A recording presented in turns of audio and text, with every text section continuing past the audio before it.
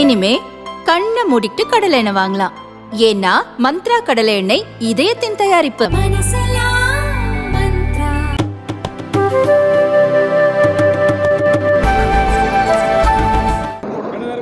கிருஷ்ணகிரி மாவட்டத்தினுடைய அனைத்து பத்திரிகை ஊடக நண்பர்கள் அனைவருக்கும் முதலில் நெஞ்சார்ந்த நன்றி. இன்று தமிழக வாழ்வுரிமை கட்சியின் சார்பாக கிருஷ்ணகிரி ஒருங்கிணைந்த மாவட்டத்தில் சுமார் 3000 இளைஞர்கள் தமிழக வாழ்வுரிமை கட்சியில் இணைகின்ற நிகழ்ச்சிக்காக நான் வருகிறேன். முதல் கட்டமாக இந்த கிருஷ்ணகிரி இந்த பகுதியில் அருமை தம்பி சூர்யா அவர்களுடைய ஒருங்கிணைப்பில் சுமார் 1000க்கும் மேற்பட்ட இளைஞர்கள் தமிழக வாழ்வுரிமை கட்சியில் தங்களை இணைத்துக் கொண்டிருக்கிறார்கள். அவர்களை வரவேற்று அவர்கள் மத ரீதியாகவோ சாதி ரீதியாகவோ தங்களை அடையாளப்படுத்திக் கொள்ளாமல் ஒட்டுமொத்த உலக தமிழர்களின் வாழ்வுரிமைக்காகவும் தமிழ்நாட்டின் வாழ்வுரிமைக்காகவும் சாதி மதங்களை கடந்து தமிழ்நாட்டில் தமிழர்களுக்காக அரசியல் செய்து வருகின்ற தமிழக வாழ்வுரிமை கட்சியின் கொள்கை கோட்பாடுகளை ஏற்றுக்கொண்டு நீங்கள் பணியாற்ற வேண்டும் என்கிற வேண்டுகோளை இந்த நேரத்தில் முன்வைத்திருக்கிறேன். நான் சொல்ல வந்த செய்தி தான். அண்ணாமலை வேண்டுமானால் சிஏ சட்டத்தை படிக்க தெரியாமல் இருக்கலாம். சிஏ சட்டம் என்பது மிக தெளிவாக சொல்லுகிறது. சிஆர்சி என்பது அஸ்ஸாமில் கொண்டு வரப்பட்ட அந்த சட்டம். பக்கத்தில் இருக்கிற வங்கதேசத்தினுடைய மக்கள் வடகிழக்கு மாநிலங்களிலே அங்கு அந்த நாட்டு அரசுகளால் அல்லது இருக்கிற இனக்குழுக்களால் ஏற்படுகின்ற மோதலின் காரணமாக இங்கு குடிபெயர்ந்து வருகிறார்கள். அவர்களை 4 ஆண்டுகள் இந்த மண்ணில் அவர்கள் நிரந்தரமாக 4 6 ஆண்டுகள் இருந்தால் அவர்களை இந்திய குடிமகளாக ஏற்றுக்கொண்டுள்ள ஒரு நடைமுறை ராஜீவ்காந்தி அவர்கள் ஆட்சியில் இருந்தபோது கொண்டு வரப்பட்டு அதில் வரம்புக்கு மீறி வருகிறார் என்பதற்காக சில சட்ட திருத்தங்களை செய்து வந்தார்கள். அதை நாங்கள் ஏற்கிறோம். அது பிரதி ஒரு நாட்டைச் சேர்ந்த அண்டை மாநிலத்தை சேர்ந்தவர்கள் அளவுக்கு அதிகமாக உள்ளேவர்களை தடுப்பதற்கான ஒரு சட்டம் என்கிற போது அதை நான் ஏற்கிறோம். ஆனால் அதே நேரத்தில் அதில் இஸ்லாமியர்களை மட்டும் நாங்கள் ஏற்றுக்கொள்ள மாட்டோம், தமிழர்களை மட்டும் நாங்கள் ஏற்றுக்கொள்ள மாட்டோம் என்பது தமிழர்களை இந்திய குடிமக்களிலிருந்து அந்நியப்படுத்துவதும் இஸ்லாமியர்கள் இந்த இஸ்லாமியர்கள் இந்த நாட்டுக்கு சொந்தமானவர்கள் அல்ல என்கிற அந்நியப்படுத்துகிற சூழ்ச்சி இந்த சிஏ என்ஆர்சி என்பிஆர் என்கிற இந்த 3 சட்டங்களில் இடம்பெற்ற காரணத்தினால்தான் இதை நாங்கள் எதிர்க்கிறோம். இதை எதிர்த்து தான் நான் தமிழ்நாடு முழுவதும் போராட்டங்களை நடத்தி 40க்கும் மேற்பட்ட வழக்குகளை சுமந்து நீதிமன்றத்தின் படிகளை நான் ஏறி இறங்கி வருகிறேன். நான் அழைக்கிறேன், அண்ணாமலை அவர்கள் சிஏ என்ஆர்சி என்பிஆர் ஒரே ஒரு முஸ்லீமுக்கு கூட அது பாதிப்பில்லை, ஒரே ஒரு ஈழத் தமிழனுக்கு கூட அது பாதிப்பு இல்லை என்கிற வாதத்தை என்னோடு எடுத்து வைத்து வாதாடுவதற்கு தயாராக இருக்கிறாரா?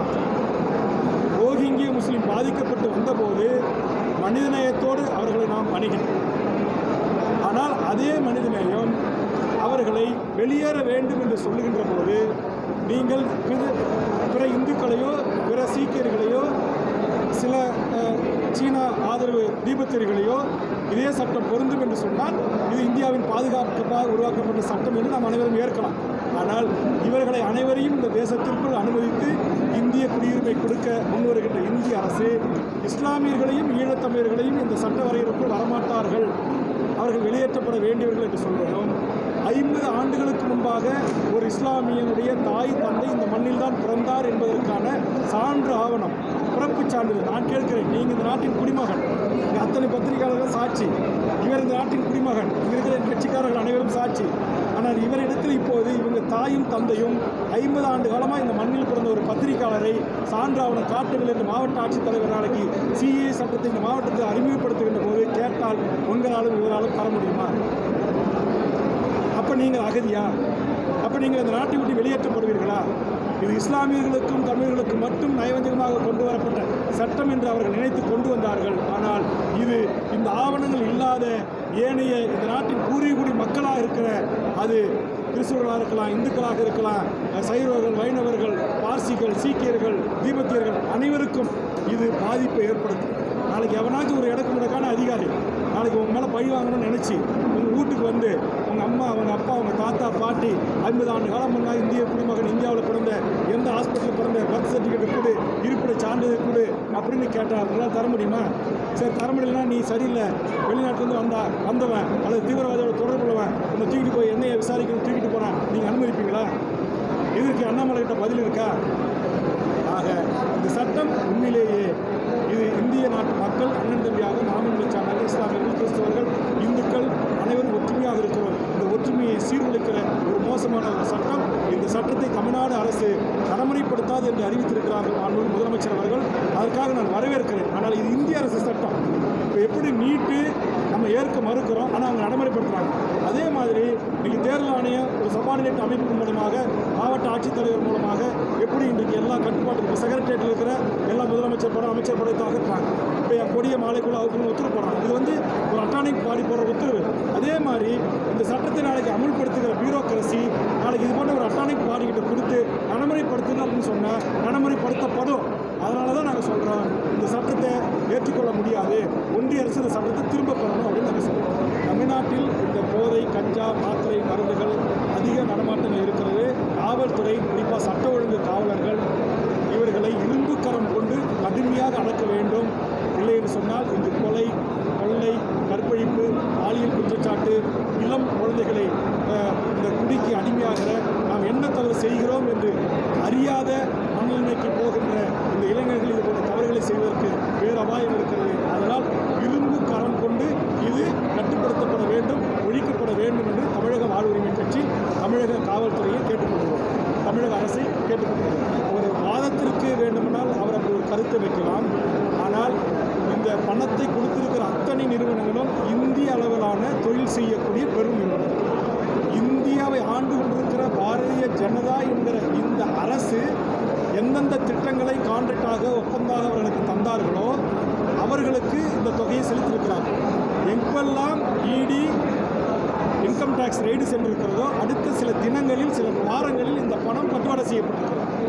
ஆக ஒரு தன்னாட்சி அதிகாரம் கொண்ட வருமான வரித்துறையும் தன்னாட்சி அதிகாரம் கொண்ட என்ஃபோர்ஸ்மெண்ட் டைரக்டரேட்டையும் இதுபோன்று தேர்தல் பாண்டின் மூலமாக பல்லாயிரக்கணக்கான கோடி ரூபாயை பெறுவதற்கு ஒன்றிய அரசு தன்னுடைய அதிகாரத்தை துஷ்பிரயோகம் செய்திருக்கிறது என்பது வெட்டு வெளிச்சமாக இருக்கிறது.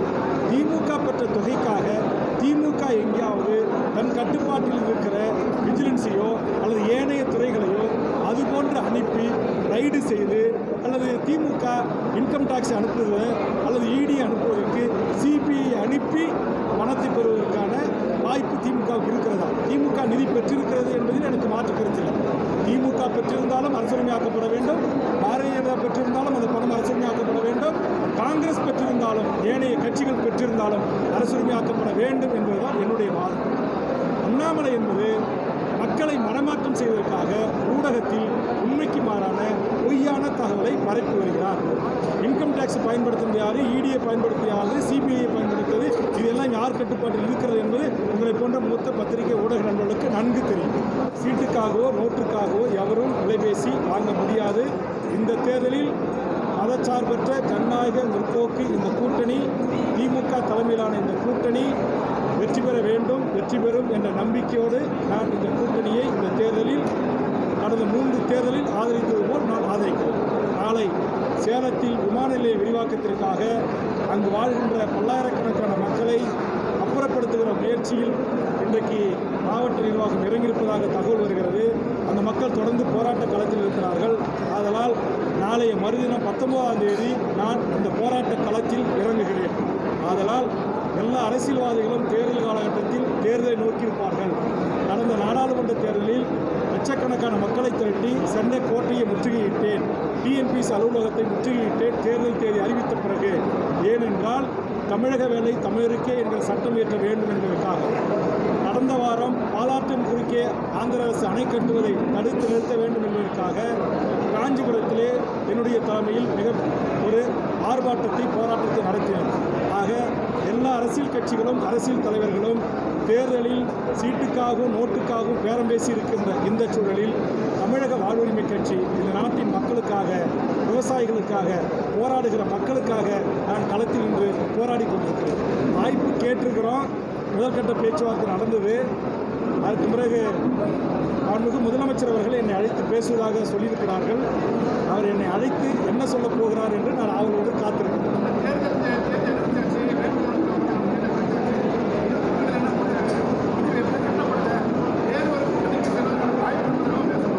தமிழக வாழ்வுரிமை கட்சி பொறுத்தவரையில் உங்களுக்கு தெரியும், மூத்த பத்திரிகை நண்பர் நீங்கள்.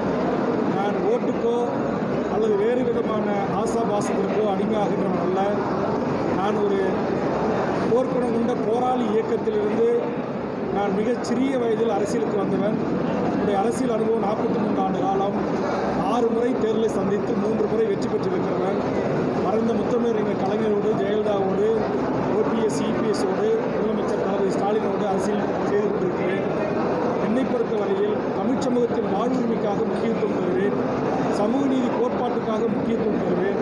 அந்த அடிப்படையில் மாண்புமிகு தமிழக முதலமைச்சரிடம் எனக்கு ஒரு இடம் தரவில்லை என்றாலும் பரவாயில்லை, நீங்கள் திராவிட முன்னேற்ற கழக அரசு பீகாரை போல், கர்நாடகத்தை போல், ஆந்திராவை போல், பிறிதொரு இந்திய மாநிலங்கள் போல் சாதிவாரி மக்கள் தொகை கணக்கெடுப்பு நடத்தி அந்தந்த சாதிகளுக்கு ஏற்றவாறு கல்வி வேலைவாய்ப்பு மறுக்கப்பட்ட சமூகங்களுக்கு அந்த உரிமையை வழங்குங்கள் என்ற வேண்டுகோளை முன்வைத்திருக்கிறேன். ஆதலால் நான் இந்த தேர்தலில் சீட்டுக்காக எந்த பேரமும் பேசப்படவில்லை என்பதை தெளிவுபடுத்துகிறேன்.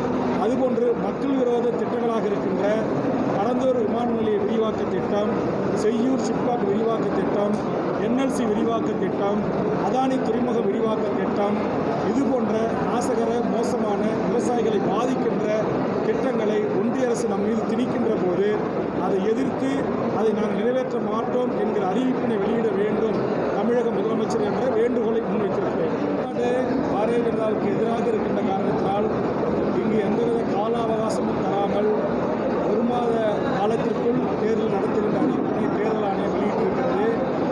இது ஜனநாயகத்தின் மீது நம்பிக்கை உள்ள அரசியல் கட்சியாக இந்தியாவை ஆண்டு கொண்டிருக்கிற பாரதிய ஜனதா செய்கின்ற ஒரு மோசமான செயல். தேர்தல் ஆணையத்தினுடைய ஒரு ஆணையர் தற்போது சில நாட்களுக்கு முன்பாக ராஜினாமா செய்தார். நேற்று தான் 2 தேர்தல் ஆணையர்கள் நேற்று முன்தினம் தான் நியமிக்கப்பட்டிருக்கிறார்கள். நியமிக்கப்பட்ட மறுநாளே இந்தியாவில் எத்தனை வாக்காளர்கள் இருக்கிறார்கள், எத்தனை பூத்துகள் இருக்கின்றன, எத்தனை ஆர்ஓக்கள் நியமனம் செய்யப்பட வேண்டும் என்கிற எந்த விவரங்களும் இதர 2 தேர்தல் ஆணையருக்கும் தெரிந்து கொள்வதற்கான வாய்ப்புகளோ கால சூழலோ இல்லை. ஆக ஏற்கனவே தலைமை தேர்தல் ஆணையராக இருப்பவர் மீது பல்வேறு குற்றச்சாட்டுகளை அரசியல் கட்சிகள் முன்வைத்து வருகின்றன. அதோடு மட்டுமல்லாமல் எலக்ட்ரானிக் ஓட்டிங் மிஷின் இந்தியாவில் கூடாது, உலகத்தின் பெரும்பான்மை நாடுகள் அனைத்திலும் வாக்குச்சீட்டு முறைமை தான் இருக்கிறது, ஆதலால் வாக்குச்சீட்டு முறையை தான் நடைமுறைப்படுத்த வேண்டும் என்ற காங்கிரஸ் தொடங்கி இந்தியாவில் இருக்கிற பாரதிய ஜனதாவை தவிர்த்த அனைத்து அரசியல் கட்சிகள் எதிர்க்கட்சிகளுடைய கோரிக்கை நிராகரிக்கப்பட்டிருக்கின்றன.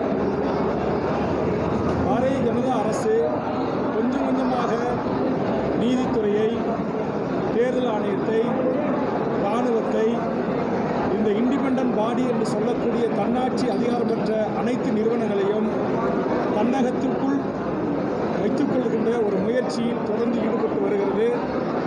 அப்படி அந்த பாரதிய ஜனதா ஆளுகின்ற பாரதிய ஜனதா அரசின் அழுத்தத்திற்கு இணங்கதான் தமிழ்நாட்டில் ஒரே கட்டமாக இந்த 30 நாள் கால அவகாசத்திற்குள் இந்த தேர்தல் நடைபெறுவதாக தமிழக வாழ்வுரிமை கட்சி பார்க்கிறது. பாரதிய ஜனதா வெற்றி பெறக்கூடிய பகுதிகளில் 7 கட்டங்களாக 5 எம்பிக்கு தேர்தல், 8 எம்பிக்கு தேர்தல், 10 எம்பிக்கு தேர்தலெல்லாம் பல கட்டங்களாக நடத்துகிறாங்க. ஆக தேர்தல் ஆணையம் இன்னும் இதை குறித்து ஆழ்ந்து பரிசீலனை செய்திருக்கலாம் என்று எனது கருத்து. 2வது, உச்சநீதிமன்றத்தினுடைய தலைமை நீதிபதி தலைமையிலான அமர்வு இந்த எலக்ட்ரல் பாண்ட் என்று சொல்லக்கூடிய மோடி அரசு கொண்டு வந்த மிக மோசமான கார்ப்பரேட் பெரும் நிறுவனங்களிடமிருந்து பல்லாயிரக்கணக்கான கோடியை இடியும் வருமான வரித்துறை இன்கம் டேக்ஸில் வைத்து முதல் நாள் ரைடு, அடுத்த வாரம் 100 கோடி, டிசம்பரில் ரைடு, ஜனவரியில் 400 கோடி, இப்படி என்று எனக்கு தெரிந்து ஒரு 1000க்கும் மேற்பட்ட நிறுவனங்கள் அள்ளி கொடுத்த 11,000 கோடி ரூபாயை சட்டத்திற்கு புறமாக பாரதிய ஜனதா அரசு தேர்தல் நிதி என்கிற பத்திரத்தின் மூலம் வாங்கியிருக்கிறது. யாருக்கு அந்த பத்திரத்தை நீங்கள் கொடுத்தீங்க, யார் இந்த பத்திரத்தை வாங்கிட்டு போனாங்க என்ற விவரத்தை உச்சநீதிமன்றம் கேட்டபோது தர முடியாது, எங்களிடத்தில் அதற்கான ஆவணங்கள் இல்லை என்று SBI மறுத்தது. அதற்கு பிறகு தலைமை நீதிபதி தலைமையிலான அரசியல் சாசன அமர்வு மிக கடுமையான உத்தரவுகளை பிறப்பித்த பிறகு 2 நாட்களுக்கு முன்பாக உச்சநீதிமன்றத்தில் அந்த விவரங்களை தாக்கல் செய்கின்ற போது பேரதிர்ச்சியாக இருக்கிறது. இதுவரையிலும் பாரதிய ஜனதா அதிகாரப்பூர்வமாக வாங்கியிருக்கிற தொகை மட்டும் 6000 கோடி. 18-19க்கு ஆவணங்கள் இல்லை என்று எஸ்பி மறுத்திருக்கிறது. அதையும் கூட்டி பார்த்தா சுமார் 11,000 கோடி வரும் என்று டெல்லியிலே இருக்கிற மூத்த பத்திரிகையாளர்கள், அரசியலாளர்கள் அல்லது பிரசாந்த் பூஷன் போன்ற மூத்த வழக்கறிஞர் பெருமக்கள் கருத்து தெரிவிக்கிறார்கள். அதனால் ஒட்டுமொத்தமாக அதானி, அம்பானி, டாடா பிர்லா, ரிலையன்ஸு, லாட்ரி மார்டின், அதுபோன்ற ஸ்டெர்லைட் போன்ற பெரும் நிறுவனங்களிடத்தில் பல்லாயிரக்கணக்கான கோடி தேர்தல் நன்கொடையாக பெற்று இந்திய நாட்டின் மக்களின் வாழ்வுரிமையை இந்த பன்னாட்டு பணக்கார பெரும் முதலாளிகளிடம் பாரதிய ஜனதா அரசு அடகு வைத்திருக்கிறது என்று நான் குற்றம் சாட்டுகிறேன்.